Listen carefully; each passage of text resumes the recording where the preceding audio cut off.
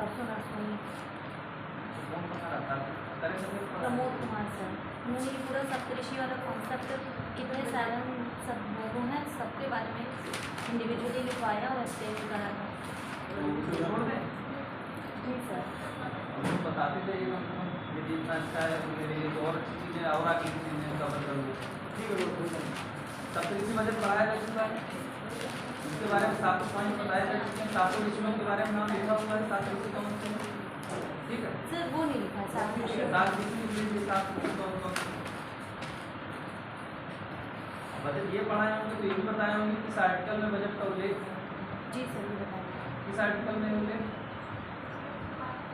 112 में क्या लिखा हुआ है? वार्षिक वित्तीय विवरण लिखा हुआ है। ठीक है, ये सब का आप लोगों को अच्छा स्टेट बजट जब वो पढ़ाए होंगे सेंट्रल का तो स्टेट को भी बताए होंगे स्टेट का किस आर्टिकल में है? स्टेट राज्य का ये जो 112 आर्टिकल है ये केंद्र के बजट का आर्टिकल है, संविधान का उल्लेख। ठीक है, जो राज्य का वार्षिक वित्तीय विवरण है उसका उल्लेख अनुच्छेद 202 में। तो मतलब मैं चलिए ठीक हूँ, जो जो नहीं लिखा होगा तो उसमें कुछ चीज़ें बता दीजिएगा, जो जो लिखा हो मैं स्किप करता जाऊँ, मुझे और आसानी होगी। तो मैं चाहता हूँ जिससे ज़्यादा से ज़्यादा क्वेश्चन आप लोग कवर कर सकें। 7 विषयों के बारे में लिख लीजिए कौन कौन से तथ्य तथ्य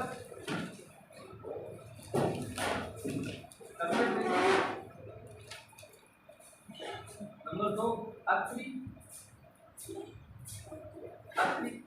तीसरे हैं भारद्वाज, भारद्वाज अत्रि ऋषि भारद्वाज, चौथे विश्वामित्र, पांचवें ऋषि गौतम,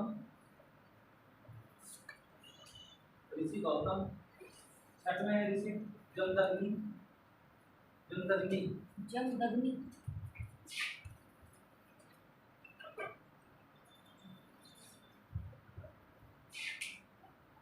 व्यास के पिता का नाम है पराशर, पराशर के पिता का नाम है जमदग्नि। व्यास जी तो जानते होंगे, महाभारत में संहिता के रचयिता में कहा जाता है जी, उसके पिता थे पराशर, उसके पिता ये थे जमदग्नि। ठीक, और अंतिम है वशिष्ठ। वशिष्ठ ऋषि के बारे में आपको जान ही रहे होंगे, हमारे सात्विक क्या है वशिष्ठ। ठीक, अब आप लोग अगली मीटिंग डाल लीजिए राजकोषीय घाटाओं के बारे में, जो बजट की घाटे हैं ये भी लिखा है सर, बजट घाटे के बारे में बताएं। जी सर बताया। बजट घाटे का जो अनुमान इस समय करेंगे कितना है, ये सबसे ज्यादा इंपॉर्टेंट क्वेश्चन है पीसीएस के लेवल पे। राजकोषीय घाटा लिख लीजिए, अनुमान क्या है उसका? राजकोषीय घाटा, पहले आप लोग चारों घाटा लिख लीजिए और अनुमान क्या लिखा गया? राजकोषीय घाटा, राजस्व घाटा,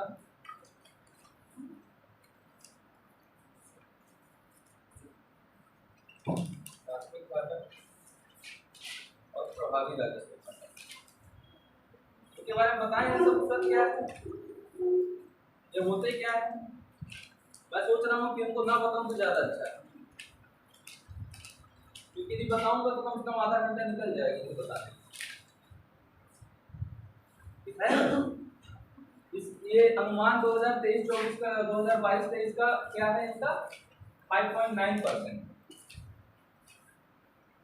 राजस्व घाटा का 2.9%, प्राथमिक राजस्व का है, प्राथमिक घाटे का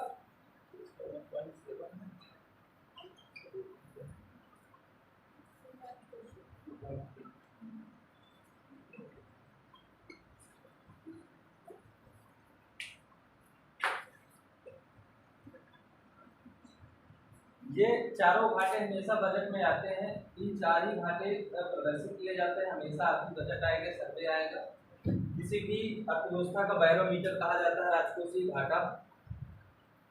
राजकोषीय घाटा, इसमें से जितने भी अर्थव्यवस्था में घाटे होते हैं, शॉर्ट में आपको बता के 2 मिनट में निकल रहा हूँ।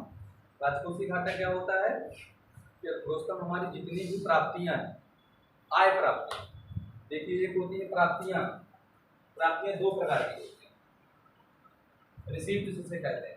ठीक है, ये रिसिप्ट दो प्रकार की होती है, एक होती है इनकम रिसिप्ट और एक होती है कह सकते हैं कि बॉर्मिंग होता है, फिर कैपिटल आप लोग कह सकते हैं। ठीक है, तो प्राप्तियां का मतलब आप समझ लीजिए कि एक ऐसे समझ लीजिए कि कुछ प्राप्तियां ऐसी होंगी जो आपकी खुद की आय होंगी। प्राप्तियां मतलब कुछ चीज पाना ना, तो पाने में क्या होगा कि एक तो कुछ ऐसे सेक्टर होंगे जो आपकी खुद की आय होगी, और दूसरी प्राप्तियां क्या होगी कि आप कभी किसी से उधार मिलेंगे। ठीक है, तो यहाँ पे हम लोग जब राजस्व राजकोषीय घाटा की बात करते हैं तो यहाँ पे सिर्फ हम लोग क्या करते हैं, आय प्राप्ति। इसकी काफी परिभाषाएं हैं, इसलिए मैं घोषणा नहीं चाहता हूँ, कम से कम इसकी जो परिभाषाएं हैं 5-6 प्रकार की, कम से कम 10 प्रकार की मैं आप लोगों को डिफिनेशन बता सकता हूँ कि राजकोषीय घाटा है क्या। ठीक है, तो अब कम से कम मैं जो आपको बता रहा हूँ इसलिए मैं बहुत ज्यादा नहीं बताना चाहता। हो सकता है ऑप्शन में कोई दूसरा ऑप्शन दे दे। आपको कितना समझ लीजिए, आय प्राप्तियां माइनस आय प्राप्तियां, समग्र आय प्राप्तियां मतलब माइनस समग्र व्यय। तो जो आपकी समग्र आय प्राप्तियां है, वो आय प्राप्तियों का मतलब ये है कि जो आपकी आय, देखिए आय आपकी दो प्रकार की होती है। एक तो आप स्वयं से अर्जित करते हैं जिनको आपको लौटाने का उत्तरदायित्व तो नहीं होता है। जैसे आपने खुद का धन कमाया, आपने मान लीजिए वेतन पाया या आपने खुद कहीं पे इंडस्ट्री खोली और उसके द्वारा क्या हुआ, जो आपको इनकम मिली तो आपको लौटाने का उत्तरदायित्व नहीं रहता है। दूसरी चीजें क्या है कि ऐसी प्राप्तियां होती हैं जो आप उधार लेते हैं। आप लोग देखते हैं सरकार क्या करती है, बारोइंग करती है, उधार लेती है। तो हम क्या करेंगे, जब राजकोषीय घाटे की बात करेंगे तो सिर्फ आय प्राप्तियों को लेंगे, यानी कि सिर्फ उन प्राप्तियों को लेंगे जिनको हमें लौटाने का उत्तरदायित्व नहीं है, और जितना हम व्यय करेंगे। ठीक है, मान लीजिए हमने 5 करोड़ रुपया पूरी अर्थव्यवस्था में क्या किया, हमारी खुद की आय, और इस 5 करोड़ रुपए में हमने मान लीजिए 6 करोड़ रुपए क्या किया, व्यय किया। तो ये जो 1 करोड़ रुपए होगा वो क्या कहलाएगा, राजकोषीय घाटा कहलाएगा। ये क्या है, 5.9% कुल जीडीपी का है, जीडीपी में है। ठीक है, कुल जीडीपी का। उसी तरह क्या है, राजस्व घाटा। देखिए आप लोगों ने, मुझे नहीं पता कि कौन पढ़ाया है आपको, बजट के बारे में बताया कि नहीं बताया, लेकिन जब आप लोग राजस्व घाटा के बारे में पढ़ेंगे या घाटाओं के बारे में पढ़ेंगे तो कभी नाम सुने इनका, नाम सुने नहीं इनका, तो नाम सुने होंगे, थोड़ा बहुत आइडिया आ रहा होगा कि नहीं, कुछ थोड़ा बहुत हल्का फुल्का आइडिया आ रहा है। राजकोषीय घाटा उन्होंने डिस्कस करा था सर। राजकोषीय घाटा डिस्कस किया, यही बताया थी, कुछ और दूसरा बताया, यही बताए होंगे। तो एक कई इसकी परिभाषाएं हैं, उसमें डीप नहीं गए होंगे, वो भी इसी तरह निकल होंगे जल्दी से। ठीक है, राजस्व घाटा वो होता है, देखिए आपके पास दो प्रकार की प्राप्तियां होती हैं, एक आय राजस्व प्राप्तियां होती हैं, एक पूंजीगत प्राप्तियां होती हैं। तो जो राजस्व प्राप्तियां होती हैं, दो प्राप्तियां होती हैं। ठीक है, एक राजस्व प्राप्तियां होती हैं, एक पूंजीगत प्राप्तियां होती हैं। राजस्व प्राप्तियों का मतलब होता है स्वयं की प्राप्ति, जिनको लौटाने का उत्तरदायित्व नहीं होता। और जो पूंजीगत प्राप्तियां होती हैं वो क्या होती है, एक तरफ से आप उधार लेते हैं। तो जब आप किसी से उधार लेते हैं तो क्या करते हैं, उसको लौटाते हैं। ठीक है, तो जब हम राजस्व घाटा की बात करते हैं तो इसमें सिर्फ क्या होगा, राजस्व आय माइनस राजस्व व्यय।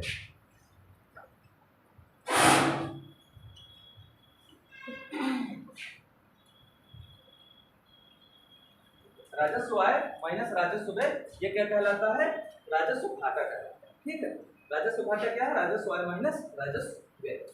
तीसरा चीज क्या है, प्राथमिक घाटा। तो राजकोषीय घाटा में, राजकोषीय घाटा में जब हम क्या करेंगे, ब्याज दर को घटा देंगे, जितना हम लोग ब्याज दे रहे हैं। जैसे आप लोगों ने किसी को उधार लिया है, तो जब आप किसी से उधार लेते हैं तो उसका ब्याज देते हैं बदले में, तो वो क्या कहलाता है, हमारा प्राथमिक घाटा कहलाता है। कि हमने कुल राजकोषीय घाटे में जितनी हमने ब्याज दी है, यदि उसको घटा दें तो क्या कहलाता है, वो प्राइमरी घाटा। ये सबसे ज्यादा एग्जाम्पल आपसे एग्जाम में पूछा जा सकता है, यदि पूछा जाएगा तो यही पूछा जाएगा, क्योंकि सबसे आसान है। और यदि आपको बस इतना पता है कि क्वेश्चन में एक डाउट ये हो सकता है कि वहां राजस्व घाटा माइनस ब्याज दर भी दे सकता है। ठीक है, तो राजस्व वाला नहीं, राजकोषीय घाटा माइनस जहां ब्याज दर होगा वो क्या होगा कि आपका प्राथमिक घाटा कहलाएगा। ठीक, चौथी चीज क्या है, प्रभावी राजस्व घाटा। देखिए ये प्रभावी राजस्व घाटा ये भी क्वेश्चन पूछा जा सकता है कि प्रभावी राजस्व घाटा की सबसे पहले मतलब चर्चा किसने की थी? तो वित्त मंत्री थे एक समय 2011 में प्रणब मुखर्जी, ठीक है, राष्ट्रपति भी रह चुके हैं। जी। जो प्रणब मुखर्जी थे इन्होंने 2011 में क्या किया था, डेट याद कर लीजिएगा, मुझे बहुत ज्यादा याद नहीं है क्योंकि मैं अचानक बता रहा हूँ, ठीक। प्रणब मुखर्जी थे, इन्होंने प्रभावी राजस्व घाटा की बात की थी। इसकी थोड़ा टेक्निकल परिभाषा में मुझे लिख नहीं पाऊंगा, मैं आपको समझा दूंगा क्योंकि मुझे एग्जैक्ट याद नहीं आ रहा, बस समझाने के लिए मैं आपको बता रहा हूँ।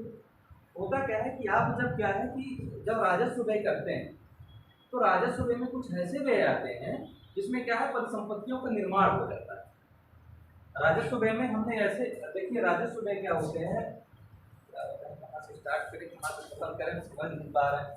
समझ पा रहे हैं होंगे आप लोग, नहीं समझ पा रहे होंगे, मुझे बड़ा डाउट लग रहा है क्योंकि 10 मिनट में खत्म करना, चीजें एक दूसरे से रिलेट है ना, एक दूसरे से रिलेट। खाली राजकोषीय घाटा बताएं फिर राजस्व बताएं तो उसमें से जितनी सारी चीजें थी उनको बताएं तो आपको समझ में आए। जैसे राजस्व घाटा होता है तो उसमें क्या है कि जैसे राजस्व कुछ व्यय होते हैं, आप लोग बजट में जब देखेंगे तो देखेंगे राजस्व व्यय लिखा होगा, एक क्या लिखा होगा, पूंजीगत व्यय लिखा होगा, ठीक है, लिखा रहता है। कोई बजट खोल के देखे हैं, एक बार बजट खोल के देखे हैं, कभी सर्वे खोल के देखे हैं? पिछली बार चिल्लाया हूँ कम से कम 20-30 क्लास में ले लिया हूँ, हमेशा कहूँगा कि सर्वे खोल के देख लिया करिए गलती से। सर्वे जब खोल के देखेंगे तो लिखा होगा राजस्व व्यय और पूंजीगत व्यय, ये दोनों चीजें लिखी होंगी। तो जब आप राजस्व व्यय की बात करेंगे या पूंजीगत व्यय की बात करेंगे तो राजस्व व्यय वो व्यय होते हैं जिसमें क्या है कोई परिसंपत्ति का निर्माण नहीं होता है। जैसे आप क्या है राजस्व व्यय, जैसे किसी को वेतन देना, ब्याज का भुगतान करना या फिर किसी चीज के रखरखाव के लिए व्यय करना, ठीक है। तो ऐसे व्यय जिनसे कोई परिसंपत्ति का निर्माण नहीं होता है, दैनिक उपभोग व्यय होते हैं, यानी दैनिक प्रगति वाले व्यय होते हैं, उनको क्या कहते हैं, राजस्व व्यय कहते हैं। सरकार का सबसे ज्यादा लगभग 85-86% के आसपास जो व्यय होता है वो राजस्व व्यय ही होता है, ठीक है। तो ये व्यय जो राजस्व व्यय है ये क्या होते हैं, ऐसे भी जिनसे कोई परिसंपत्ति का निर्माण नहीं होता है, वो व्यय क्या कहलाते हैं, राजस्व व्यय कहलाते हैं। पूंजीगत व्यय होते हैं जो क्या होता है, जिनसे कुछ ना कुछ परिसंपत्तियों का निर्माण होता है। जैसे आपने भवन बनवा दिया, सड़क बनवा दी, बंदरगाह बनवा दिया, या फिर जितनी भी इंफ्रास्ट्रक्चर डेवलपमेंट से संबंधित जितनी चीजें हैं उनके भी बीच में आप लोग पानी की व्यवस्था करते हैं, जल की व्यवस्था करते हैं, लाइट की व्यवस्था करते हैं, इन सब सारी चीजों की जो व्यवस्था करते हैं वो क्या कहलाता है, पूंजीगत व्यय कहलाता है, कैपिटल इन्वेस्टमेंट कहलाता है, ठीक है, या कैपिटल एक्सपेंडिचर कहलाता है। तो जब आप राजस्व व्यय करते हैं उसमें से कुछ ऐसे व्यय होते हैं जिनसे इनडायरेक्टली कहीं ना कहीं क्या होता है, कुछ ना कुछ परिसंपत्तियों का निर्माण हो जाता है, ठीक है। तो उसी को क्या करते हैं, राजस्व घाटे में जो पूंजीगत परिसंपत्तियों का निर्माण हुआ है, राजस्व से संबंधित जो पूंजीगत परिसंपत्तियां हैं, राजस्व से संबंधित पूंजीगत परिसंपत्तियां हैं,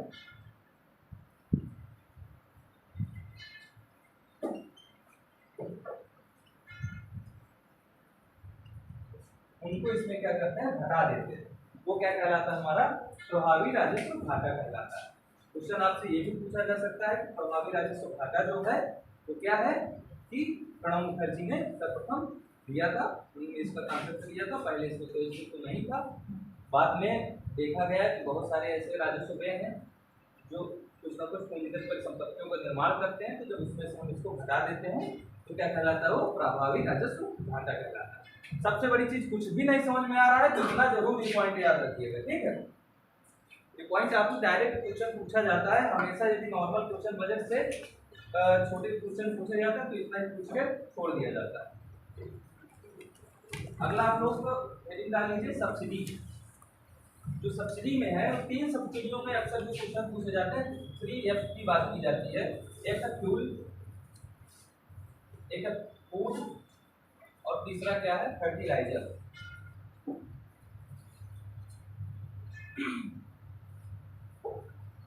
इसमें से ये पूछा जा सकता है आपका कि सब्सिडी में सबसे ज्यादा हिस्सा किसका है। सरकार जो खर्च करती है 3F में, फूड, फ्यूल और फर्टिलाइजर में, तो सबसे ज्यादा हिस्सा किसका, फूड सब्सिडी का है, लगभग 48.96%।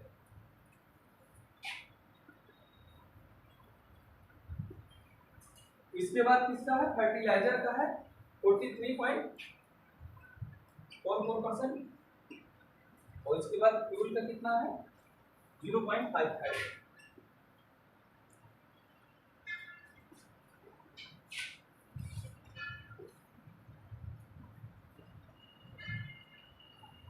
ठीक है, तीनों को परसेंटेज क्या है, आप लोग ये याद रखिएगा, क्रम याद रखिएगा, इसका सबसे नंबर 1 में है।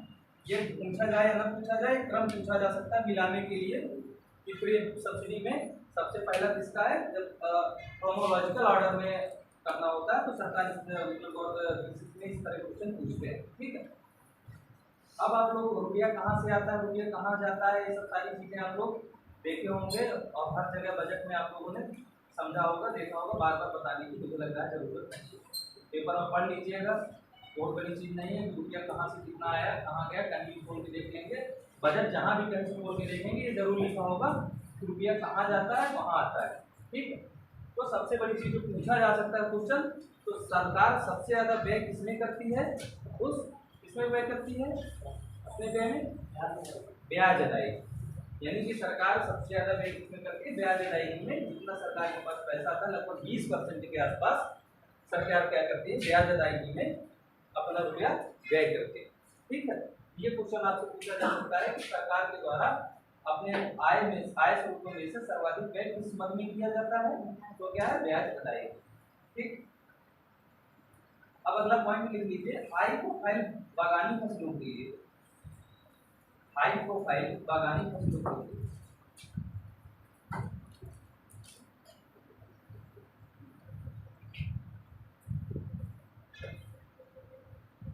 हाई प्रोफाइल बागवानी फसलों के लिए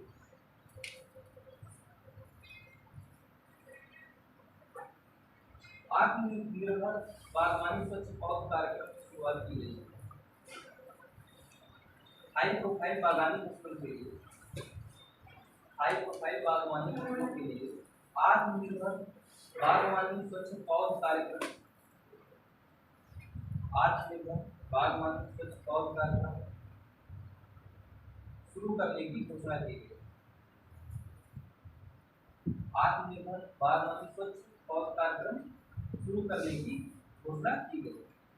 अगला पॉइंट है, इसलिए पूछा गया है क्योंकि इसी से रिलेटेड सरकार ने कुछ योजनाएं लॉन्च की है। श्री अन्न का मतलब समझ रहे हैं, मोटा अनाज या जो पौष्टिक अनाज है तो उनके लिए सरकार ने क्या किया है, श्री अन्न शब्द का प्रयोग किया है। ठीक है, और उसके लिए क्या है कि भारतीय बाजरा अनुसंधान कहाँ पर है, हैदराबाद लिखा हुआ है।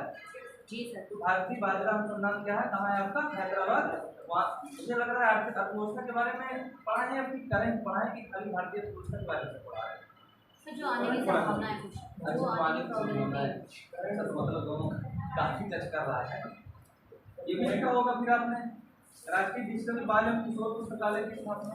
जी सर, जितना सप्तऋषि प्लान है वो सब मेंशन करा है। ये भी लिखा हुआ है ना आपका, ये भी लिखा सीमावर्ती गांवों पर्यटन के बुनियादी के लिए जो वाइब्रेंट विलेज प्रोग्राम, ये भी लिखा हुआ है। चक्रीय अर्थव्यवस्था में सुधार करने के लिए गोवर्धन योजना, नहीं लिख लीजिए इसको। चक्रीय अर्थव्यवस्था के सुधार के लिए, चक्रीय अर्थव्यवस्था का समझ रहे हैं मतलब क्या होता है, लिख लीजिए, बता रहा। चक्रीय अर्थव्यवस्था सर्कुलर इकोनॉमी से कहते हैं।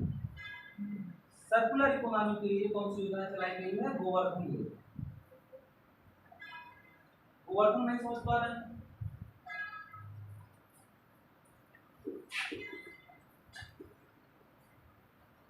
चक्रीय योजना के सुधार के लिए गोवर्धन योजना। देखिए चक्रीय अर्थव्यवस्था है क्या, सर्कुलर इकोनॉमी। जब क्या होता है कि आप कोई प्रोडक्ट बनाते हैं तो जानते हैं कि कुछ दिनों के बाद क्या होता है, वो प्रोडक्ट खराब हो जाता है। ठीक है, तो उसका आप लोग रिसाइकिल कर सकते हैं। रिसाइकिल का मतलब समझ रहे हैं, 4R का नाम सुने, तो बाकी बताने की बात है ही नहीं। यही जो प्रोसेस है क्या है, सर्कुलर इकोनॉमी का प्रोसेस है। आप लोग क्या करते हैं, रीयूज रिड्यूज रीड्यूज। ठीक है, वो क्या है कि सर्कुलर इकोनॉमी मतलब क्या है, आप जब कोई चीज यूज हो जाए उसका फिर से पुनः उसका चक्र करके मतलब परिवर्तित करके उसको फिर से नए फॉर्म में ला सके, फिर से उसका उपयोग कर सके। इस प्रकार की जब अर्थव्यवस्था पर ध्यान दिया जाता है तो उसको क्या कहते हैं, चक्रीय अर्थव्यवस्था कहते हैं। समझ में आया चक्रीय अर्थव्यवस्था क्या है? अपने यदि 4R का नाम सुना तो चक्रीय अर्थव्यवस्था समझने में कोई दिक्कत नहीं है। जैसे मान लीजिए कि प्लास्टिक खराब हो गया तो हमने इसको फिर से क्या किया, टेम्परेचर में, हाई टेम्परेचर में इसको गला उला के क्या किया और फिर से किसी नए शेप में ला दिए, तो क्या कहलाएगा, इसका नवीनीकरण हो गया। तो इस प्रकार की जो फोकस किया जाता है उसको क्या कहते हैं, चक्रीय अर्थव्यवस्था, चक्रीय प्रणाली। ठीक है, तो उसके लिए क्या कौन सी योजना है, गोवर्धन योजना। अगला लिख लीजिए। अब मुख्य आर्थिक सलाहकार तो आप लोग जान ही रहे होंगे, बी अनंत नागेश्वरन है। ना जान रहे हो तो लिख लीजिए, सब पूछ सकता है। भारत के मुख्य आर्थिक सलाहकार कौन है, बी अनंत नागेश्वरन। बी अनंत नागेश्वरन।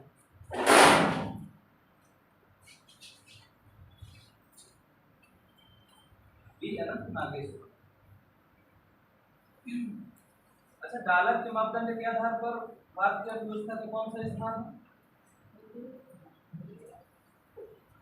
आप लोगों ने दो चीजें लिखी होगी, एक क्रय शक्ति क्षमता का नाम सुना होगा, परचेजिंग पावर पैरिटी का। दूसरा क्या है कि जीडीपी का, या कह सकते हैं कि डॉलर का के आधार पर आप लोगों ने देखा होगा कि भारतीय अर्थव्यवस्था या फिर किसी भी अर्थव्यवस्था के दो रूप दिखाए जाते हैं। ठीक है, इसमें से जानते हैं कि क्रय शक्ति क्षमता क्या है।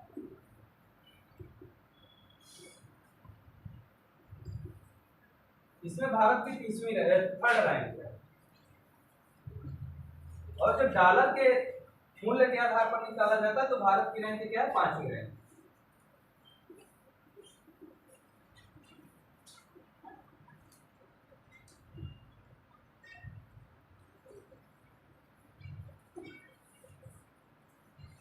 बताएं क्रय शक्ति क्षमता क्या है कि आगे बढ़ो,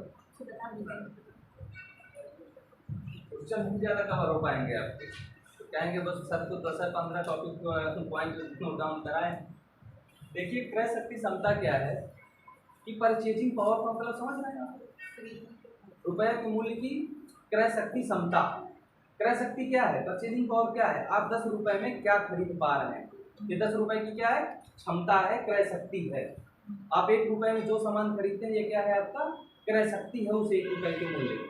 ठीक है, तो क्रय शक्ति के आधार पर भारत की जो 5वीं है, थर्ड रैंक है, वो इसलिए है कि आप लोग देखेंगे कि जो हमारे यहाँ के रुपए का, मान लीजिए 100 रुपए का मूल्य है हमारे यहाँ, मान लीजिए हमने क्या किया, सपोज एक बॉटल खरीदी, ठीक है, उस बॉटल का मूल्य क्या है, 100 रुपए, और वही क्या है कि $1 यदि बराबर क्या हो रहा है, मान लीजिए कि $1 बराबर क्या है कि वो $1 में अमेरिका में भी क्या है कि बॉटल मिल रही है।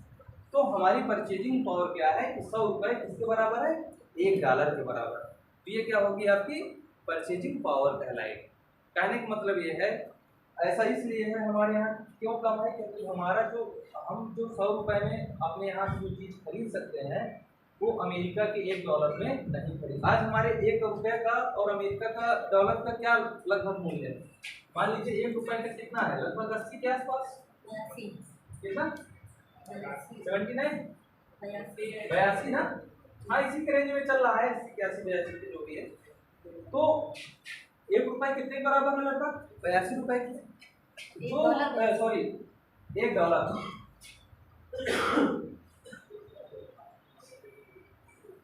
$1 किसके बराबर है, लगभग 82 रुपए।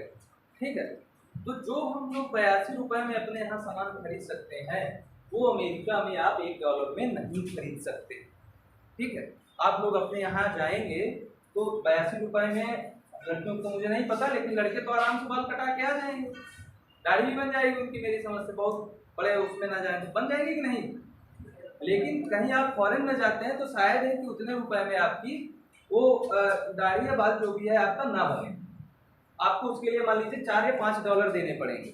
तो कहने का मतलब ये है कि जैसे मान लीजिए कि ये मार्कर आपने भारत में खरीदा तो कितने का है, 20 रुपए का, ठीक, और ये अमेरिका में क्या है, मान लीजिए $2 का।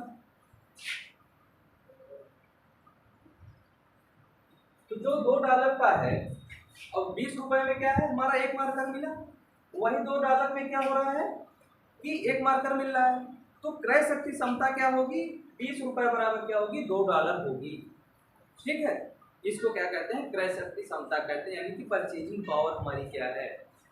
20 रुपए में यदि हमारा एक मार्कर मिल रहा है और अमेरिका में इसी मार्कर के लिए $2 यूज करना पड़ रहा है, इसका मतलब ये है कि हमारे 20 रुपए की पावर कितनी है, $2 के बराबर। ठीक है, उसको कहते हैं क्रय शक्ति क्षमता।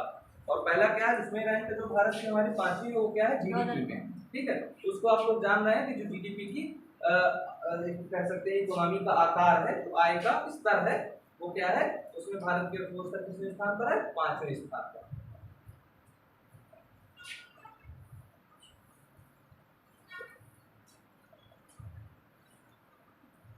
अभी देखिए अंकटाट की रिपोर्ट के अनुसार अगला पॉइंट है, अंकटाट को जानते हैं ना, अंकटाट क्या है, नाम सुने हैं अंकटाट का,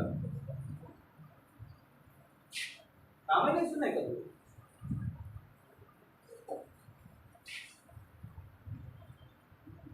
अब तो बता दो सुने हो, इसकी स्थापना 1964 में हुई थी,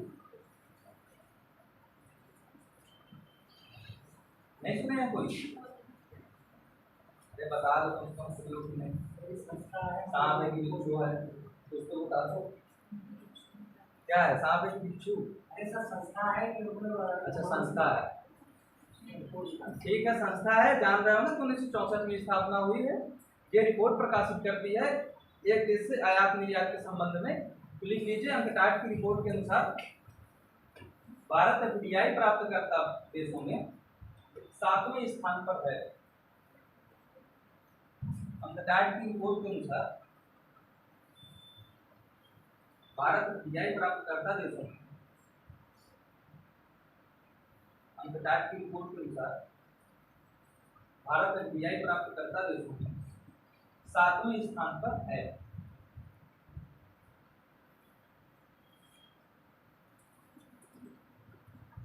सातवें स्थान पर है।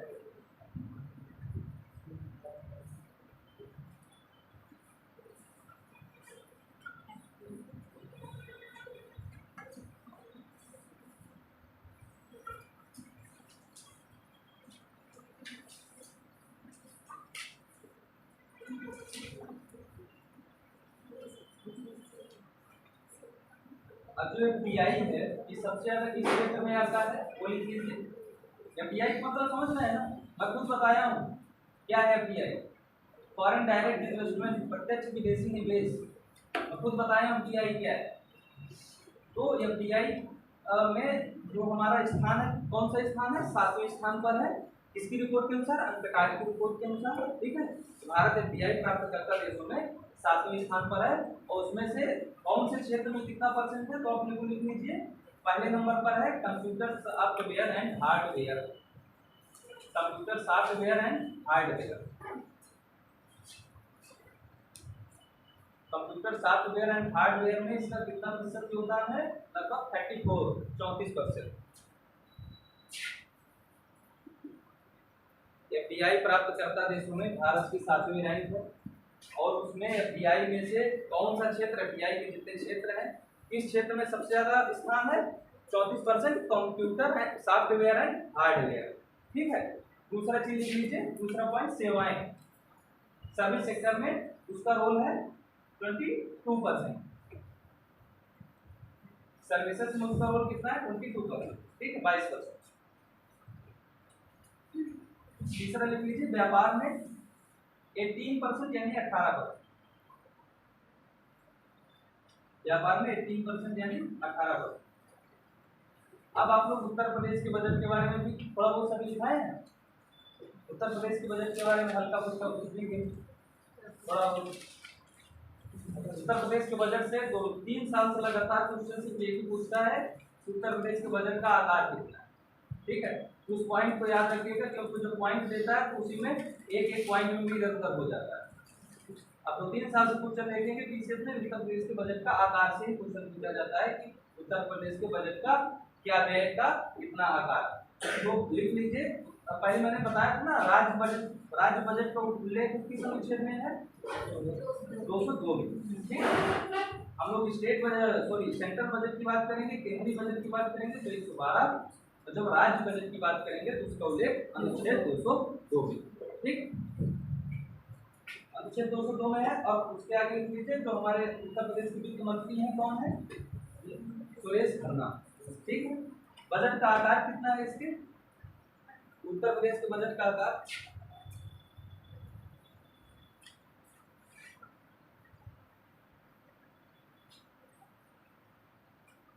ज्यादा तेजी बोल रहा हूँ नहीं सर, गवाह है तो मैं तुम लोगों को नहीं सर।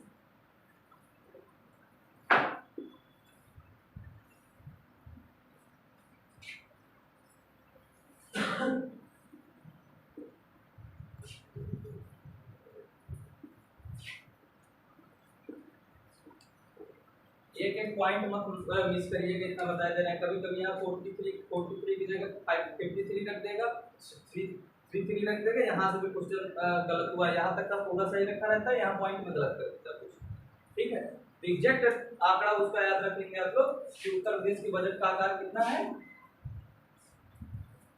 इतना है, ठीक है।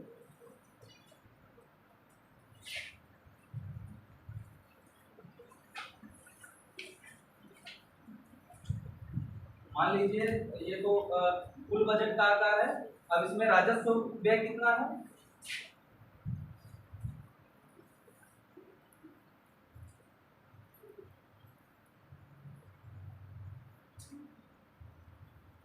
सपोज मान लीजिए पूछ लिया जाए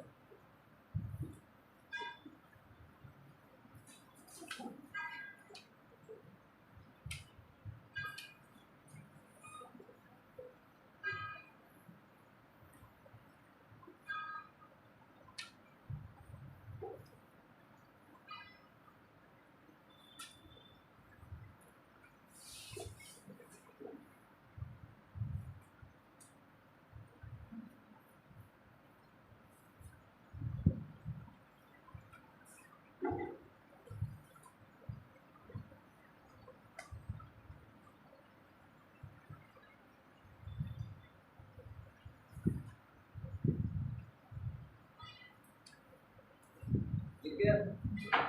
अब अगला पॉइंट डाल लीजिए सर्वाधिक राष्ट्रीय आय वाले देश। क्रोनोलॉजिकल आर्डर में पूछ सकता है कि सबसे नंबर 1 में क्या है बताया ना, भारत 5वें नंबर पर आता है।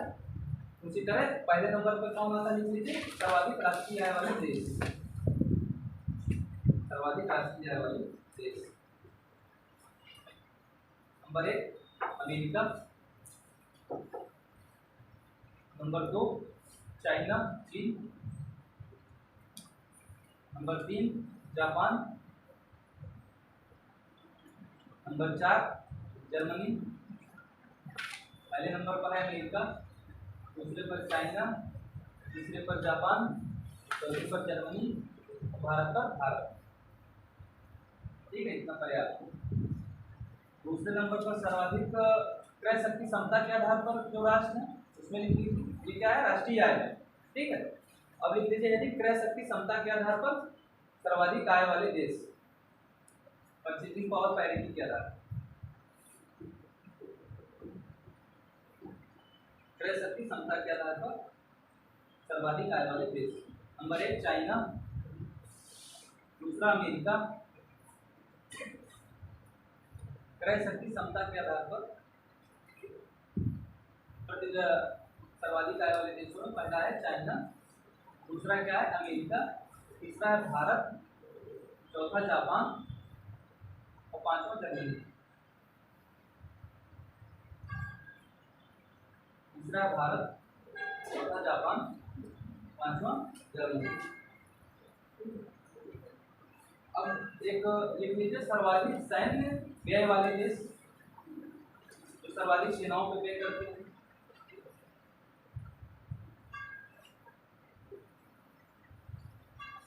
सर्वाधिक सैन्य व्यय करने वाले देश, नंबर 1 ओमान,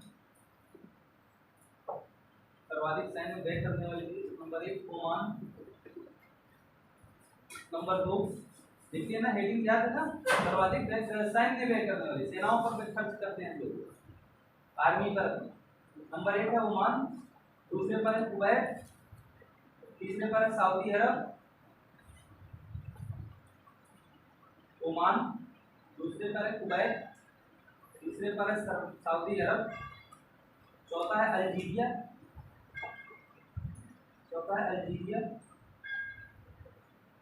और पांचवा है अजरबैजान। ओमान, कुवैत, सऊदी अरब, अल्जीरिया और अजरबैजान। ठीक है, तो भारत का सर 16वें 17वें नंबर पर अभी परसेंटेज लिखा हुआ है इसमें 2.7%। तो स्थान यहाँ पे नहीं लिखा हुआ है, इसमें मिल जाएगा, मैं आपको इसमें लिखा दूँ। अगर ये कल मिलता है तो मैं बता दूँगा, क्योंकि दूसरे करंट अफेयर्स में होगा। मैं आज एक ही लाया हूँ, ये आती है वाणिज्य, जो भी इसका नाम है आर्थिक परिदृश्य। आप लोग चाहे तो इसको ले भी सकते हो, मार्केट में शायद अवेलेबल। आर्थिक इतनी सारी चीज़ें इसी में रहती हैं, इसके बाद कुछ नहीं पूछता है, लेकिन मान लीजिए कि इतना आपको याद है सारी चीज़ें इसी में। ठीक है, कुछ चीज़ें जैसे उसने बताया कि कितना भारत की रैंक कौन सी है, यदि मिलता है तो मैं आप लोगों को किसी दूसरी जगह से दिखा दूँ। देख लीजिए, अगला पॉइंट है शीर्ष 5 शस्त्र निर्यातक देश कौन से।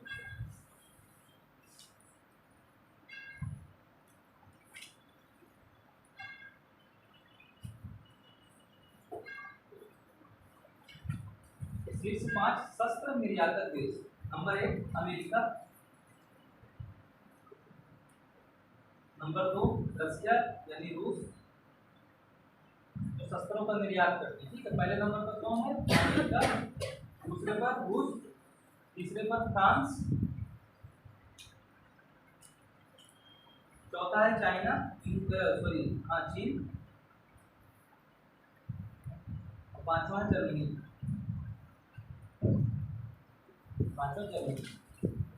पहले नंबर पर कौन है?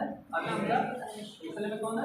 रशिया, फिर फ्रांस, चाइना और जर्मनी।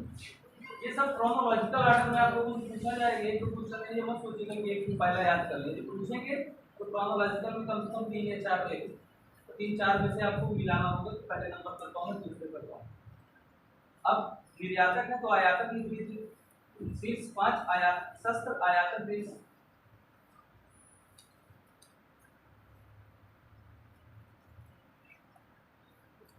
शीर्ष 5 शस्त्र आयातक देश। नंबर 1 भारत, नंबर 2 सऊदी अरब, नंबर 1 भारत, नंबर 2 सऊदी अरब, नंबर 3 मिस्र, मिस्र जी वाला मिस्र नहीं, ठीक है। नंबर तीसरा कौन है? मिस्र, चौथा क्या है? ऑस्ट्रेलिया, और पांचवा है चाइना।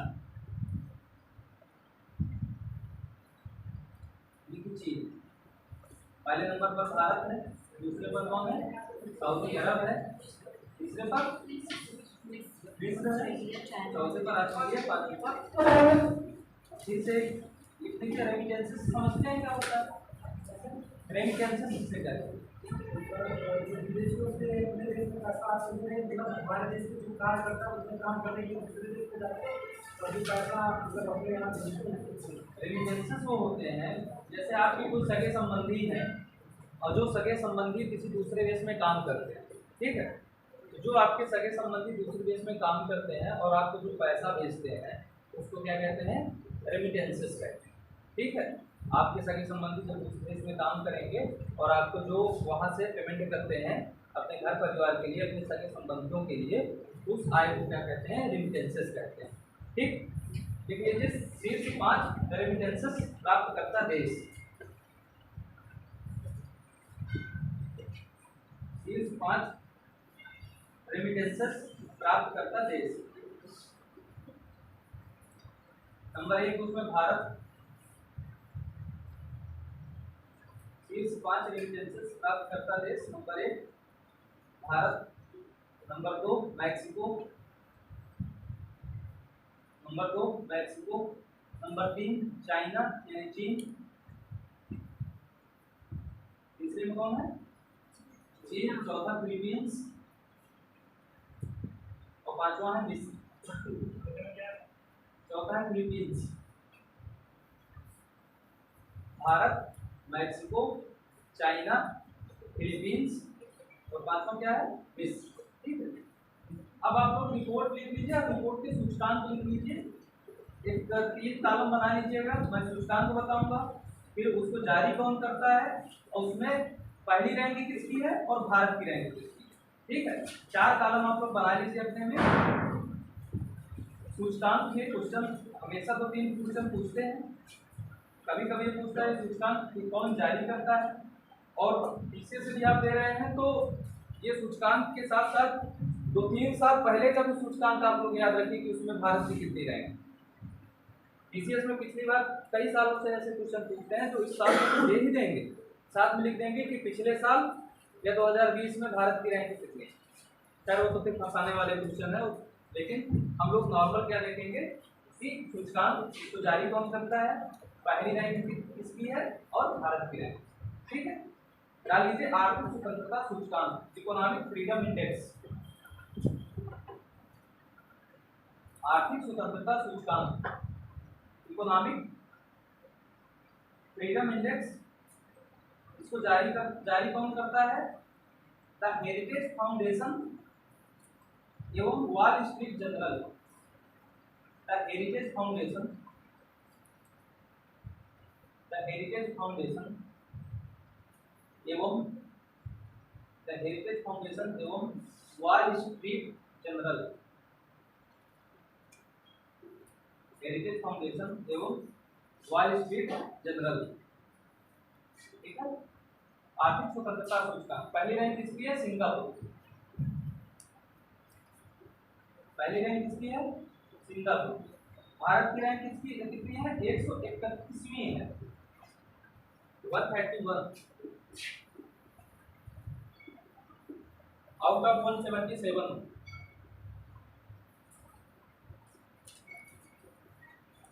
भारत की रैंक कितनी है, 131। Economic freedom index the Heritage Foundation एवं वॉल स्ट्रीट जर्नल द्वारा जारी किया जाता है। 177 देशों के लिए जारी किया गया। सिंगापुर इसमें पहला स्थान है उसका, और भारत की स्थान क्या है, 131वां। ठीक है, अब क्वेश्चन और सारे पूछे जा सकते हैं कि एशियन कंट्रीज में कौन कौन से देश हैं, तो सब काफी पहले तो लिखा है उसको भी, वहां से भी क्वेश्चन पूछते हैं कि एशिया के कौन से देश हैं, एशिया के कौन से स्थान है, उसको छोड़ दीजिए, मान लीजिए पूछता भी है तो आप लोग जान लीजिए कि एशिया में सबसे पीछे भारत है। ठीक है, अगला पॉइंट फिर से लिख लीजिए, दूसरा वैश्विक भूखमरी सूचकांक, ग्लोबल हंगर इंडेक्स, वैश्विक भूखमरी सूचकांक,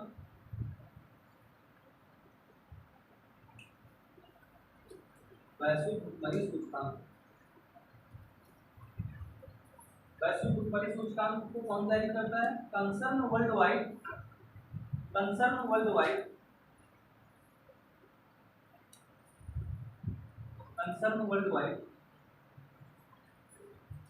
एवं बेल्ट हंगर हिल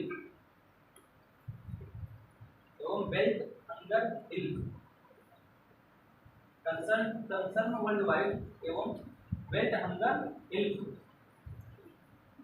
इसमें बेल्ट हंगर, हाँ नहीं, बेल्ट हंगर हिल, कंसर्न वर्ल्ड वाइड एवं क्या लिखा है, बेल्ट हंगर हिल।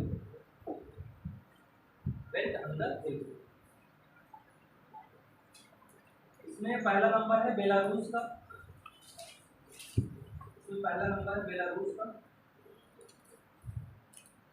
भारत की इसकी रैंक है 107वीं आउट ऑफ 121।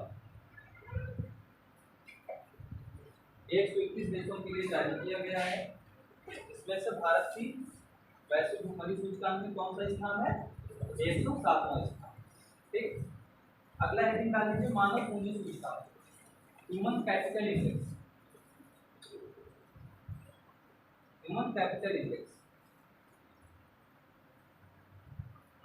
इसमें पहला रैंक है सिंगापुर का,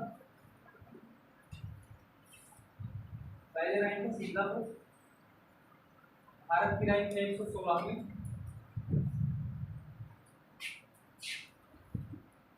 आउट ऑफ 174। आउट ऑफ 174 मानव पूंजी सूचकांक इसको जारी करता है विश्व बैंक, वर्ल्ड बैंक इसको जारी करता है। सिंगापुर इसमें पहला स्थान है, सिंगापुर वो पहला स्थान है। और भारत का स्थान कितना है 116 और का 174। ठीक है, अब अगला पॉइंट आ लीजिए विश्व प्रसन्नता सूचकांक, वर्ल्ड हैप्पीनेस इंडेक्स।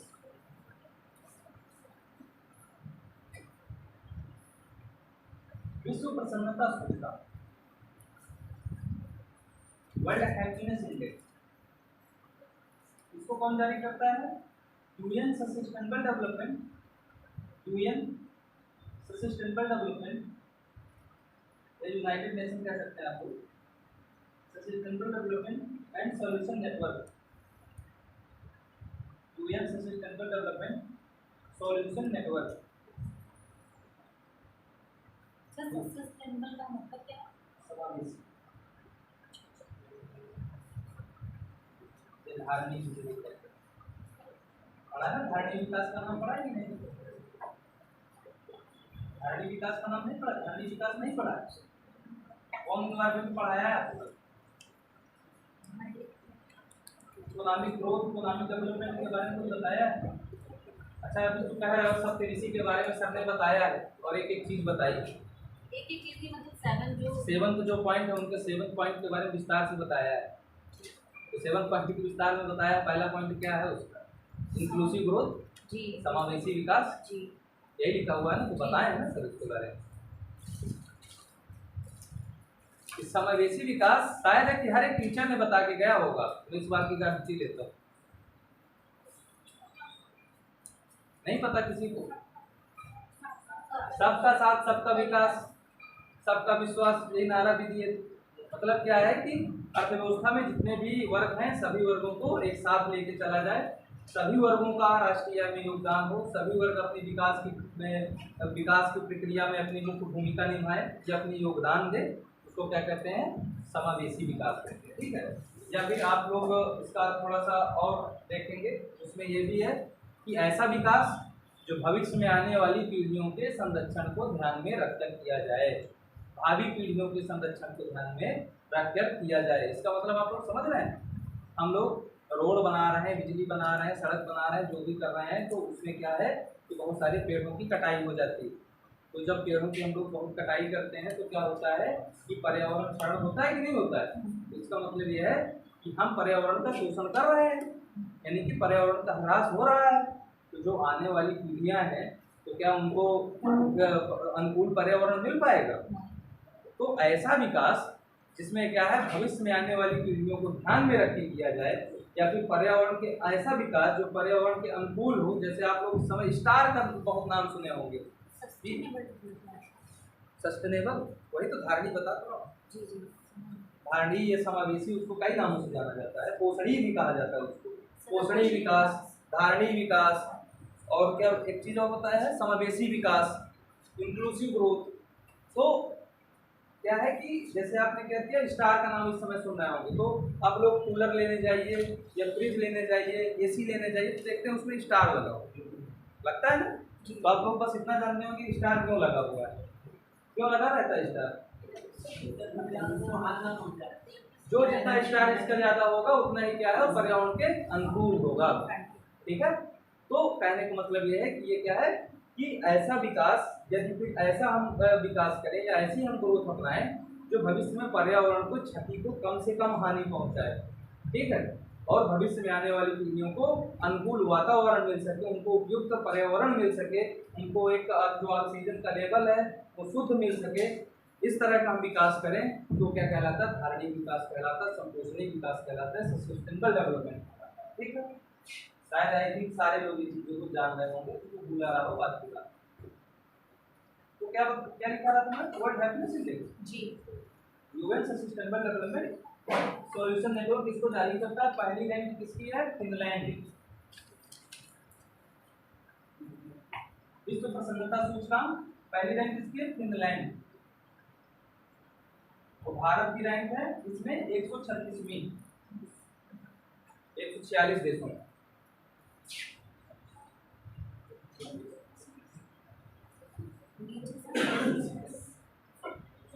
अच्छा, यूपीएससी के लिए क्वेश्चन बनता जा रहा है मेरे दिमाग में, ये अचानक पीसीएस में शायद पूछे ना पूछे। ये जो आप लोग सूचकांक देख रहे होंगे, तो भारत का देख रहे हैं कि कहीं ना कहीं हर जगह पे सबसे नीचा स्थान आ रहा है। ऐसा जानते हैं क्यों होता है? क्या कोई रीजन है इसका?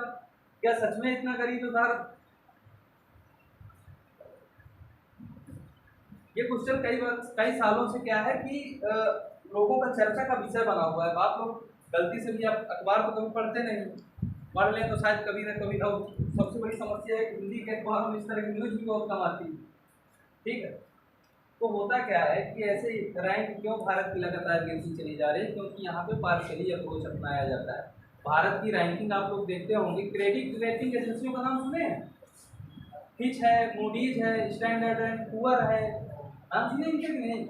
रेटिंग एजेंसियाँ जो किसी भी अर्थव्यवस्था की रेटिंग करती हैं कि कौन सी अर्थव्यवस्था ट्रिपल ए है, कौन सी ए प्लस है, या फिर ए प्लस बी है, या ट्रिपल बी है।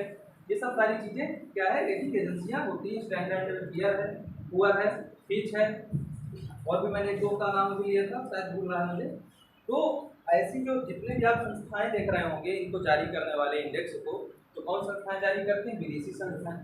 और जो विदेशी संस्थाएं होती हैं, ये क्या होती है? पक्षपातपूर्ण रवैया अपनाती है, ठीक है। दूसरे देशों को जानबूझ के नीचा दिखाने के चक्कर में, या गिराने के चक्कर में, जिससे क्या हो, यदि हम लोग अच्छे से ग्लोबल हंगर इंडेक्स जो है आपका 107वीं रैंक है, यदि इसको उठा के रखते हैं 10वें 20वें नंबर पर भारत की, तो होगा क्या कि हमारे जो देश के FDI इन्वेस्टर है, या अदर देश के जो इन्वेस्टर हैं, वो क्या होंगे, हमारे देश में आकर्षित होने लगेंगे, ना कि किसी दूसरे देश में। हमारे देश की जो डॉलर का मूल्य है, रुपया का मूल्य है, जो 82 रुपये तक के पहुँच गया है, यह आ जाएगा 50-55। तो होगा क्या कि जो हमारे आयात हैं वो क्या होंगे, मूल्य कम चुकाना पड़ेगा, और निर्यात करने में ज़्यादा पैसा मिलना शुरू हो जाएगा। तो होगा क्या कि हमारे देश की ग्रोथ और बढ़ती चली जाएगी, और फिर हम क्या करेंगे, ग्लोबल मार्केट में कम्पीट करने लगेंगे और अमेरिका के सामने खड़े हो जाएंगे, और जो अमेरिका कभी नहीं चाहे।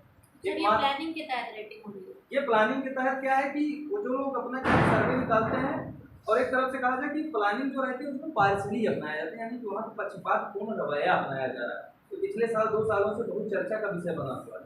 खासतौर से जो चर्चा का पिछले साल का आप लोग आर्थिक सर्वे पढ़ें, उसमें भारत की जो क्रेडिट रेटिंग एजेंसी आप लोग देखे होंगे भारत में, कि कोरोना काल में भारत अन्य देशों की तुलना में सबसे अच्छी स्थिति पे था, कंपेयर किया जाए, एज कंपेयर अदर कंट्री, ठीक है। तो जब आप कंपेयर करते हैं दूसरे देश में, तो कोरोना के समय हमारे भारत की सबसे अच्छी स्थिति थी दूसरे देशों के कंपेयर में। तो उस स्थिति में भी भारत की जो क्रेडिट रेटिंग एजेंसी आई, वो ट्रिपल बी प्लस आ गई, ट्रिपल बी यानी कि काफ़ी घटिया मानी गई। तो उस स्थिति में क्या हुआ कि इन रेटिंग एजेंसियों में सबसे ज़्यादा सवाल उठना खड़े हुए, और फिर उसके बारे में काफ़ी चर्चा का विषय बना। तो वो क्या करते हैं कि पक्षपातपूर्ण रवैया अपनाते हैं। क्यों? क्योंकि किसी भी देश को क्या करना है कि भारत ही एक ऐसा है, किसी भी देश के लिए, उस दिन शायद आप लोग क्लास में नहीं थे, उस दिन क्या बता रहा था, भारत किसी भी देश के विकास के लिए क्या चाहिए, विस्तृत बाजार चाहिए। और भारत में चाइना चूंकि एक स्तर प्राप्त कर चुका है, एक डेवलपमेंट स्तर, उसका लेवल ग्रोथ बन चुकी है, इसलिए अब चाइना में मार्केट बहुत ज़्यादा अवेलेबल नहीं है। और अब क्या है, भारत एकमात्र ऐसा देश है जहाँ पर बहुत ज़्यादा बाजार उपलब्ध है। और आप लोग देखे होंगे कि भारत एकमात्र ऐसा देश है जहाँ सबसे ज़्यादा युवा शक्ति है। तो हमारे देश की जो ग्रोथ की संभावना है वो इधर 20-30 सालों में इतनी ज़्यादा है कि सब जो जितने भी डेवलप कंट्रियाँ हैं उनको सबसे ज़्यादा किसी बात की चिंता है तो वो है भारत से, ठीक है। तो इसीलिए कहीं ना कहीं कुछ ना कुछ तो करेंगे। आप लोग देख रहे हैं रशिया यूक्रेन वार का मतलब क्या है, दोनों तरफ से खेल रहा है अमेरिका, है ना। और एकमात्र कंपटीटर उसका कौन था, रशिया था, उसको बढ़िया मिट्टी में मिलाने में लगा हुआ। तो कहीं ना कहीं ये रेटिंग एजेंसियाँ जितनी भी होती हैं, ये वैश्विक संस्थाएं होती है, और वैश्विक संस्थाएं होने की वजह से क्या है कि पक्षपातपूर्ण रवैया अपनाती है। इसलिए आप लोग कोई भी रेटिंग एजेंसियाँ देखेंगे, ये सब यूपीएससी लिखने में बहुत मजा आएगा, इस तरह के जो आप आंसर लिखेंगे, क्योंकि सरकार की आप बड़ाई कर रहे हैं इस समय, ठीक। यदि आप लिखते नहीं भारत इतना कमजोरी है, भारत में भुखमरी का बहुत ज़्यादा परसेंटेज है, फलाना ठिकाना, तो गया आपका। ये सारी चीज़ें इस तरह की पॉजिटिव वे में लिखा जाता है। वैसे देखते होंगे यूट्यूब में अक्सर कि गिलास भरा हुआ है, तो कोई कहता है कि हाफ गिलास है, तो कोई कहता है आधा भरा हुआ है। तो आपकी थिंकिंग क्या है, पॉजिटिव होना चाहिए जब आप बेंच लिख रहे होते हैं, फिर कुछ चीज़ लिख रहे होते हैं। तो उसमें नंबर ज़्यादा मिलते हैं। आलोचनाएं करने पे आपको नंबर कम मिलेंगे, क्योंकि आप सरकार की आलोचना कर रहे हैं और प्रशासनिक संस्थाओं में भी जाने की बात कर रहे हैं। उन्हीं के सीटों पे, उन्हीं के करकमों पे बैठ कर काम करना चाह रहे हैं, उन्हीं की आलोचना करेंगे, तो जाहिर सी बात है कि आपको निगेटिव थिंकिंग में इफेक्ट पड़ेगा। अब अपना हेडिंग डाल लीजिए। हेडिंग क्या है ना, जिसका भारत करें 136वां है, ठीक है, विश्व प्रसन्नता सूचकांक। अब लीजिए मानव विकास रिपोर्ट, ह्यूमन डेवलपमेंट इंडेक्स।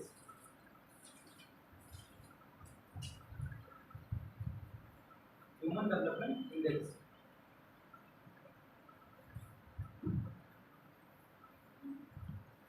इसको कौन जारी करता है? यूएनडीपी, संयुक्त राष्ट्र विकास कार्यक्रम। संयुक्त राष्ट्र विकास कार्यक्रम यूएनडीपी की स्थापना कब हुई?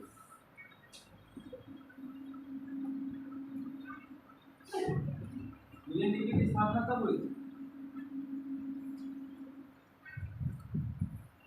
एसबीआई की स्थापना, एसबीआई किस साल है? एसबीआई की स्थापना, ह्यूमन डेवलपमेंट इंडेक्स की स्थापना कब हुई? 1990 में हुई, ठीक है। तो यूएनडीपी की स्थापना 1964 या 65 में हुई थी, दोनों में से कोई एक है, गूगल में सर्च करके देख लीजिए 64 है 65। मैं थोड़ा कंफ्यूज हूँ। 191 देशों के लिए जारी किया जाता है, जिसमें पहली रैंक किसकी है? स्विट्जरलैंड की।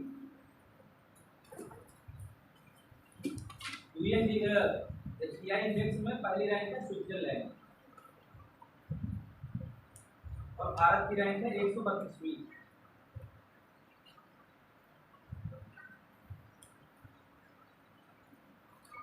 मानव विकास रिपोर्ट सूचकांक में भारत की रैंक कितनी है?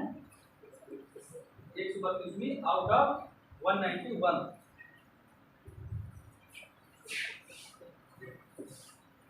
इसकी पिछले साल कितनी थी? 131।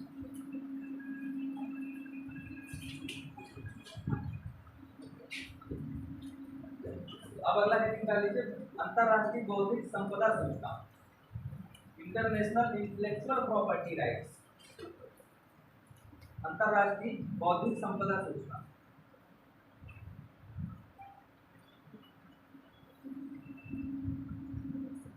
अंतरराष्ट्रीय बौद्धिक संपदा सूचकांक, international intellectual property index, international intellectual property index, अंतरराष्ट्रीय बौद्धिक संपदा सूचकांक जारी कौन करता है इसको?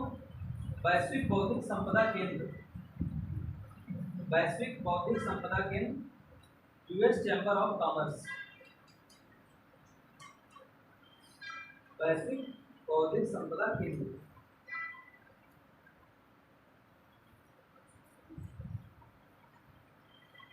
वैश्विक बौद्धिक संपदा केंद्र। इसमें पहली रैंक है अमेरिका की। अंतरराष्ट्रीय बौद्धिक संपदा सूचकांक में पहली रैंक किसकी है? अमेरिका की। और भारत की रैंक 43। भारत की रैंक 43 आउट ऑफ 55। पहले में कौन है? अमेरिका।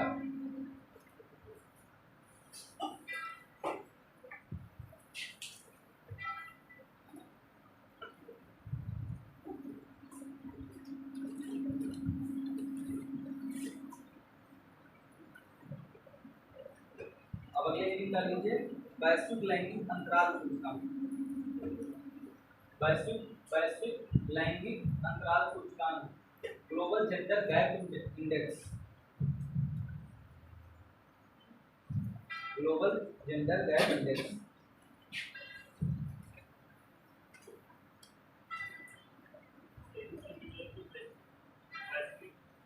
वैश्विक लैंगिक अंतराल सूचकांक, global gender gap index, global gender gap index, वैश्विक लैंगिक अंतराल सूचकांक। इसको जारी करता है कौन? वर्ल्ड इकोनॉमिक फोरम, विश्व आर्थिक मंच।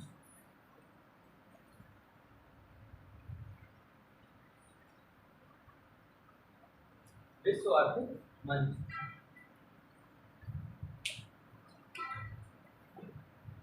विश्व आर्थिक मंच, ठीक है।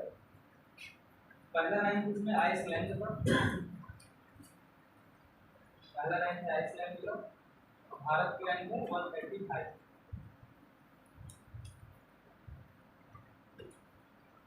भारत की रैंक है 135, 135। तो जितने देशों के लिए जारी किया जाता है 146।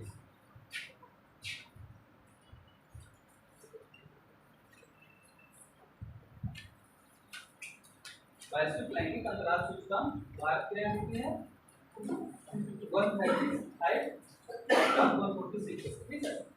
पहला स्थान किसका है इंग्लैंड, आइसलैंड। अब एक सूचकांक लिख लीजिए, ईज ऑफ डूइंग बिजनेस,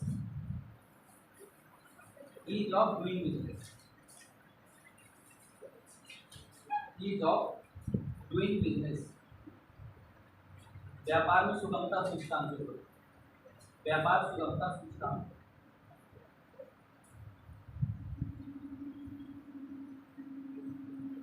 ये 2020 में जारी किया गया था, उसके बाद से जारी नहीं किया,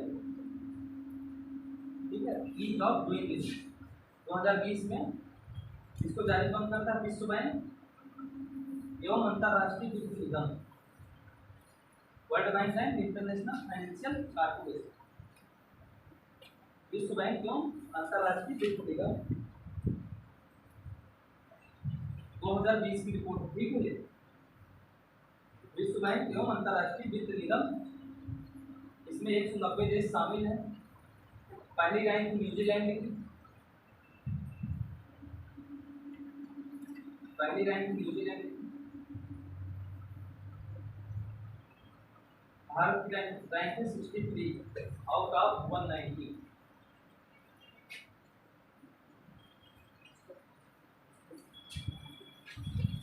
आउट ऑफ 190।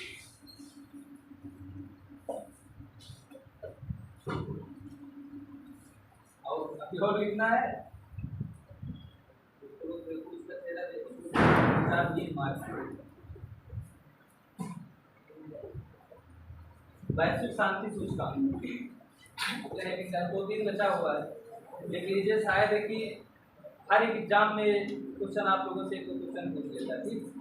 किसी भी टाइप का एग्जाम देंगे, सब में से एक आध इंडेक्स पूछता है, हर चीज का। वैश्विक शांति सूचकांक, global peace index,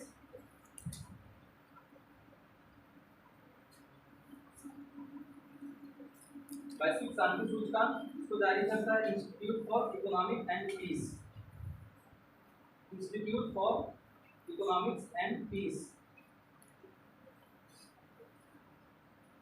institute for economic and peace, institute for economics and peace. इसमें पहली रैंक है आइसलैंड की। वैश्विक शांति सूचकांक, नाम ही है उसका, आइस मतलब ठंडा, जो शांति प्रिय देश हो, तो ऐसे याद रख सकते हैं आप लोग। जब शांति सूचकांक पूछते तो आइसलैंड मतलब ठंडा, आइस मतलब क्या होता है, बर्फ क्या होता है, ठंडा होता है, तो उसी के लिए उसका पहला रैंक भी है, बढ़िया। और भारत की रैंक कितनी है 135। समझ लीजिए भारत में कितनी शांति है, वो भी 163 देशों में, ठीक है। 163।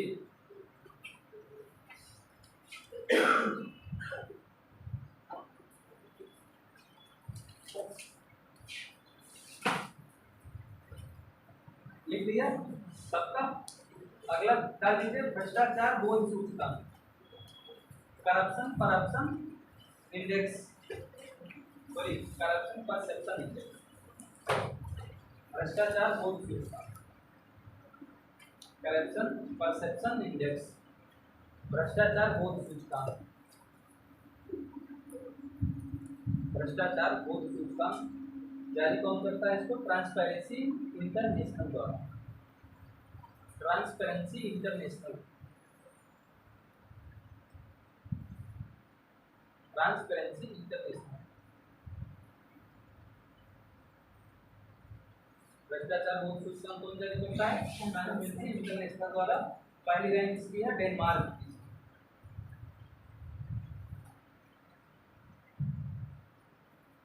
पहली रैंक है डेनमार्क की, भारत की रैंक है 85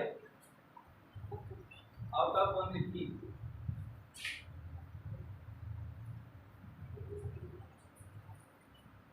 भ्रष्टाचार बहुत सूचकांक है, पहली रैंक है डेनमार्क की, भारत की रैंक है 85। ठीक है, अब लिख लीजिए विश्व प्रतिस्पर्धात्मकता रिपोर्ट,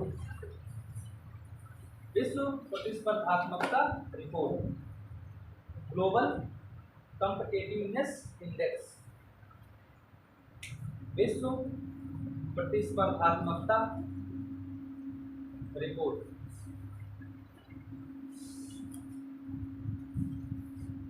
विश्व प्रतिस्पर्धात्मकता रिपोर्ट। जारी कौन करता है इसको? अंतरराष्ट्रीय प्रबंधन विकास संस्थान, इंटरनेशनल मैनेजमेंट डेवलपमेंट इंस्टीट्यूशन, अंतरराष्ट्रीय प्रबंधन विकास संस्थान,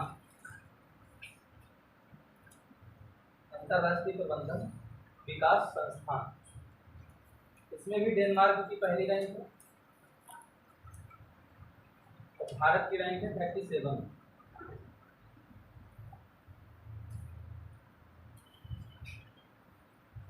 अंतरराष्ट्रीय प्रबंधन विकास संस्थान डेनमार्क की पहली रैंक है, विश्व प्रतिस्पर्धात्मकता सूचकांक है, और भारत की रैंक है 37। ठीक है, लास्ट लिख लीजिए वैश्विक नवाचार सूचकांक, वैश्विक नवाचार सूचकांक, वैश्विक नवाचार सूचकांक, global innovation index, global innovation index, global innovation index, वैश्विक नवाचार सूचकांक। इसको जारी कौन करता है? World intellectual property organisation, world intellectual property organisation, वैश्विक बौद्धिक संपदा संगठन, वैश्विक बौद्धिक संपदा संगठन, वैश्विक बौद्धिक संपदा संगठन। इसकी स्विट्जरलैंड इसमें फर्स्ट रैंक पर है वैश्विक नवाचार सूचकांक में। स्विट्जरलैंड कौन सी रैंक है? पहली, और भारत की रैंक है 40वीं।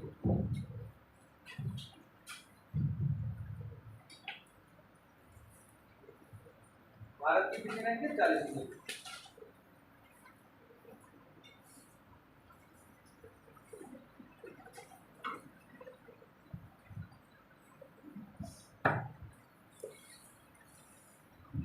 भारत की रैंक में 40वीं। ठीक है, तो ये इंडेक्स जितने भी थे आपके, तो उम्मीद है कि इससे ज़्यादा नहीं पूछे जाएंगे इंडेक्स, और ये भी उम्मीद है कि ये दो इंडेक्स जरूर पूछे जाएंगे। ठीक है, नहीं कुछ पूछेगा तो पूछेगा कि कौन सी रैंक पहले नंबर पर है, कौन संस्था जारी करती है, हो सकता है भारत की रैंक। ठीक है, क्रोनोलॉजिकल ऑर्डर में भी दे सकता है। उतना मैं डीप आप लोगों को नहीं पढ़ाया क्योंकि मुझे 2 दिन पढ़ाना है आज बात करके। यदि 8-10 दिन पढ़ाना होता तो शायद इन सब सारी चीज़ों के बारे में डिस्कस करता, लेकिन आज और कल 2 दिन के लिए अचानक कल बताया गया 10 बजे 10:30 बजे रात को। इतना ज़्यादा हम सोच रहे हैं कि कवर कर सके, बाकी आप लोग देख सकते हैं, कहीं से भी एक आइडिया मिल जा रहा है आप लोगों को क्या क्या पढ़ना है। देखिए, भारत और मतलब विश्व में कुछ भारत से कुछ चीज़ें और हैं जहाँ से क्वेश्चन पुटअप हो सकते हैं। ठीक है, तो वो भी आप लोग स्टार बना के पॉइंट नोट डाउन करते जाइएगा, लिख दीजिए उसमें, फिर से स्टार लगा के। फिर भारत में शीर्ष प्रति व्यक्ति आय प्राप्त करने वाला राज्य कौन सा है? यानी सर्वाधिक आय प्राप्त करने वाला स्टेट कौन सा है पता है? गोवा। शीर्ष प्रति व्यक्ति आय वाला राज्य कौन सा पहले नंबर पर? गोवा। और लोएस्ट क्या है? न्यूनतम बिहार। सबसे नंबर 1 पर है कौन? गोवा। और न्यूनतम प्रति व्यक्ति आय वाला राज्य कौन सा है? बिहार।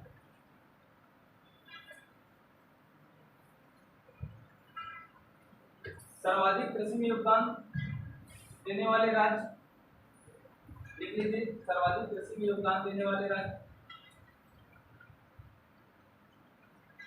सर्वाधिक कृषि योगदान देने वाले राज्य नंबर 1 मध्य प्रदेश, नंबर 2 उत्तर प्रदेश। सर्वाधिक कृषि में योगदान देने वाले राज्य नंबर 1 मध्य प्रदेश, दूसरा उत्तर प्रदेश, तीसरा महाराष्ट्र, चौथा गुजरात। मध्य प्रदेश, उत्तर प्रदेश, महाराष्ट्र और गुजरात। ठीक है। अब औद्योगिक क्षेत्र में शीर्ष योगदान प्राप्तकर्ता वाले राज्य निकले। अभी हम लोगों ने कृषि क्षेत्र का देखा ना। कृषि क्षेत्र 3 क्षेत्र होते हैं हमारे मुख्यतः, कृषि क्षेत्र, औद्योगिक क्षेत्र और सेवा क्षेत्र। ठीक है। तो कृषि क्षेत्र में सर्वाधिक योगदान है मध्य प्रदेश का, फिर उत्तर प्रदेश का, फिर महाराष्ट्र का, फिर गुजरात। इसी तरह उद्योग में लिख लीजिए औद्योगिक क्षेत्र में सर्वाधिक योगदान प्राप्त करता राज्य, औद्योगिक क्षेत्र में सर्वाधिक योगदान देने वाले राज्य नंबर 1 गुजरात, औद्योगिक क्षेत्र में नंबर 1 पर है गुजरात, दूसरे नंबर पर है महाराष्ट्र, पहले नंबर पर गुजरात, दूसरा महाराष्ट्र, तीसरा तमिलनाडु,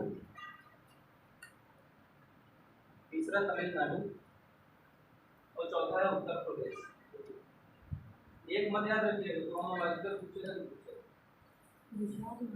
गुजरात, महाराष्ट्र, तीसरा क्या है तमिलनाडु, चौथा उत्तर प्रदेश।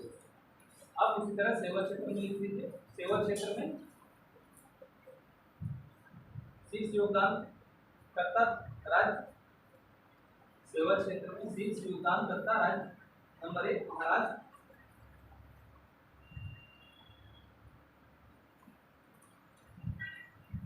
नंबर 1 महाराष्ट्र, नंबर 2 कर्नाटक,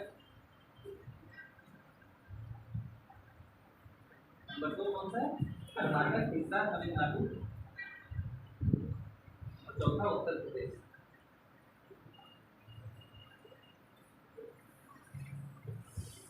महाराष्ट्र, कर्नाटक, तमिलनाडु और उत्तर प्रदेश।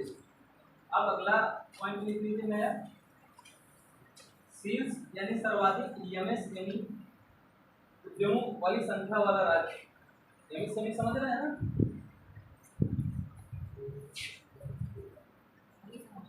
सर्वाधिक एमएसएमई उद्यमों वाला राज्य। एमएसएमई नहीं समझ रहे हैं? Micro small and medium enterprises. मैं खुद पढ़ा के गया हूँ इसको, कम से कम मैं जो पढ़ाया हूँ उसको तो कम से कम समझिए, फिर उसको तो ना कहिए कि हाँ नहीं जानते हैं। नहीं पढ़ाया इसको, डेफिनेशन लिखवाई है सर्विस सेक्टर को और वो क्या नाम है उसमें विनिर्माण क्षेत्र जो है मैन्युफैक्चरिंग सेक्टर, दोनों की क्या किया गया है उसको कंबाइन कर दिया गया है और दोनों का क्या टर्नओवर जो पहले था उसको क्या किया टर्नओवर को जोड़ दिया गया है। ठीक है। तो इसके बारे में पूरा मैंने एसपी गुप्ता कमेटी की रिपोर्ट के आधार पर 2006 में एमएसएमई एक्ट आया था, फिर उसको 2018 में क्या किया गया मॉडिफाई किया गया, उसकी डेफिनेशन में परिवर्तन किया गया। ये भी बताया था कि परिवर्तन क्यों किया गया। तो एमएसएमई क्या है, शीर्ष एमएसएमई उद्यमों वाला राज्य कौन सा है? नंबर 1 में उत्तर प्रदेश। शीर्ष एमएसएमई उद्यमों की संख्या वाला राज्य नंबर 1 उत्तर प्रदेश, शीर्ष एमएसएमई उद्यमों की संख्या वाला राज्य नंबर 1 उत्तर प्रदेश, नंबर 2 पश्चिम बंगाल, नंबर 1 उत्तर प्रदेश। तो क्वेश्चन आप लोगों से पूछ सकता है क्योंकि यूपी के बारे में है, यूपी पहले रैंक पर है। ठीक है। दूसरा कौन सा? पश्चिम बंगाल, तीसरा है तमिलनाडु और चौथा क्या है? महाराष्ट्र।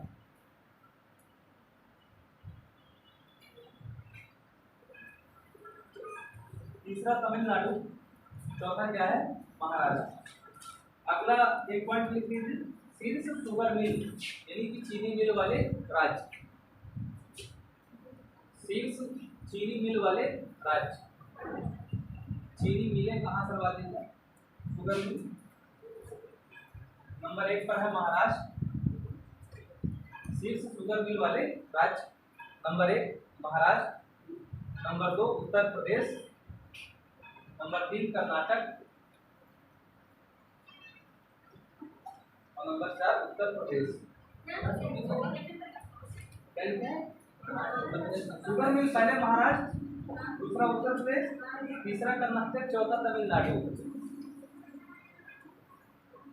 तीसरा कर्नाटक, चौथा तमिलनाडु। चलिए अच्छी बात है, आप लोग अलर्ट है ना, क्योंकि देख के तो नहीं लग रहा किसी के चेहरे के अलर्ट है। मैं भी तो काफी देर से डेटा लिखा के मैं भी परेशान हुआ आया हूँ आप लोगों को। छोड़ दिया जाए क्या? छोड़ दिया जाए? बहुत लोग हैं 1 घंटे बीच में से चले आ रहे हैं। या पानी की व्यवस्था नहीं, कम से कम 1 घंटा तो पानी के लिए 1.5 घंटे इस तरह गर्मी में भी बोल रहा हो। पानी ला चलो कोई बात नहीं।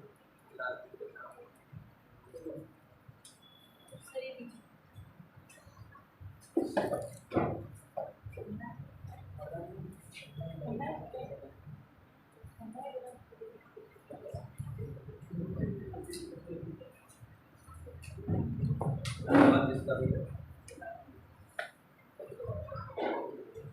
ये क्वेश्चन कई बार पूछा है इसमें, ऐसा डाउट भी रहा है। 2-3 पॉइंट और लिख लीजिए। राजमार्गों के बारे में पूछ लेता है और हमेशा झगड़ा होता है कि एग्जाम में किसी बुक में कुछ दिया रहता है, किसी बुक में कुछ। तो राजमार्गों के बारे में लिख लीजिए। पिछले साल क्वेश्चन देखेंगे, हमेशा राजमार्गों के बारे में पूछ लेता है। ठीक है, तो शीर्ष लंबे रेल मार्ग वाले राज्य लिख लीजिए। शीर्ष लंबे रेल मार्ग वाले राज्य, जहाँ रेलवे सबसे ज्यादा बिछा हुआ है। शीर्ष लंबे रेल मार्ग वाले राज्य, नंबर 1 पर है उत्तर प्रदेश आपका। शीर्ष लंबे रेल मार्ग वाले राज्य, नंबर 1 उत्तर प्रदेश, नंबर 2 राजस्थान, तीसरे नंबर पर है महाराष्ट्र। शीर्ष लंबे रेल मार्ग वाले राज्य उत्तर प्रदेश, राजस्थान, तीसरे में महाराष्ट्र और चौथा है गुजरात। उत्तर प्रदेश, राजस्थान, महाराष्ट्र और गुजरात। अब शीर्ष राष्ट्रीय राजमार्ग वाले राज्य, ध्यान दीजिएगा, नेशनल हाईवे है ये, ठीक है। शीर्ष राष्ट्रीय राजमार्ग वाले राज्य, शीर्ष राष्ट्रीय राजमार्ग वाले राज्य,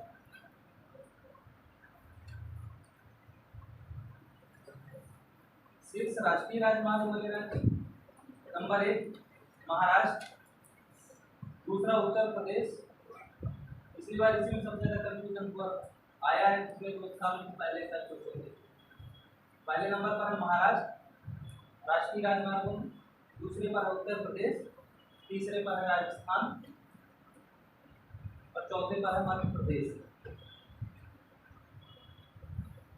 राष्ट्रीय राजमार्गों में पहला नंबर महाराष्ट्र, दूसरा उत्तर प्रदेश, तीसरा राजस्थान और चौथा क्या है? मध्य प्रदेश। ठीक, अब लिख लीजिए शीर्ष राज्य राजमार्ग वाले राज्य, स्टेट हाईवे जो शीर्ष राज्य राजमार्ग वाले राज्य, शीर्ष राज्य राजमार्ग वाले राज्य, स्टेट हाईवे जो नंबर 1 पर है महाराष्ट्र, नंबर 1 पर है महाराष्ट्र, दूसरे नंबर पर है कर्नाटक, तीसरे नंबर पर है गुजरात, महाराष्ट्र, दूसरे पर है कर्नाटक, तीसरे नंबर पर गुजरात और चौथे नंबर पर क्या है? राजस्थान। महाराष्ट्र, कर्नाटक, गुजरात और राजस्थान। ठीक है, मुझे लग रहा है इतना काफी है।